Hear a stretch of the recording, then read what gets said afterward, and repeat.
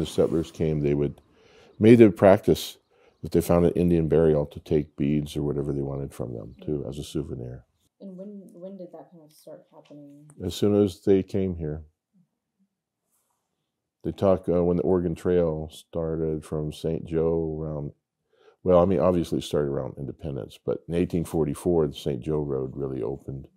And they talked about coming on Iowa land, finding one of the old chiefs near Wolf Creek up in the tree, and several people would take souvenirs from it, beads. And one of our last chiefs in Missouri, his grave was robbed for his the medal of the United States had given him, peace medal. That was White Cloud the First. Grave robbing is a weird thing that Indians never understood. I mean, we had our share of rough and inhumane things at times, usually competing over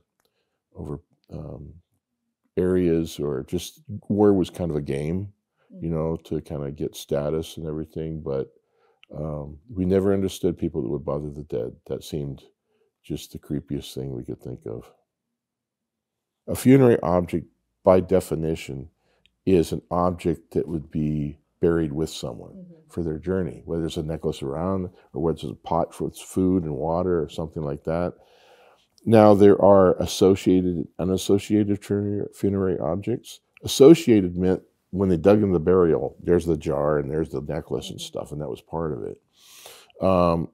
The older case you go, you don't know that for sure. Other things, people dug into it, they left the bones there, but they took the stuff. So that becomes an unassociated funerary object.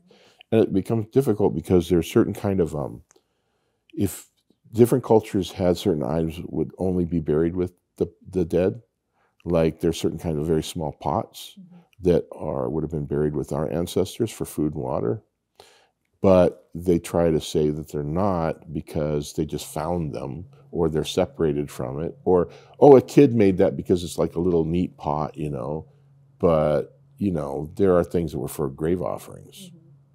I wish that there was the will to actually fund, and I'm just not talking about NAGPRA, to actually fund and be serious about any of the laws that we pass, that there's so many unfunded mandates that they put out there.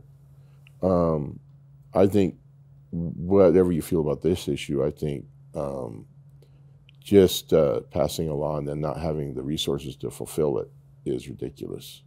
Our ancestors, the way we look at it is our ancestors, I mean, they pretty much wiped us out, a lot of us. We're still here, but they took a lot of things from us, our language and everything, a lot of us. We're trying to get back what we can or preserve what we can. Different tribes are at different places on that journey.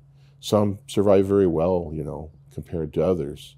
It's the ongoing fight. We always have to fight everything.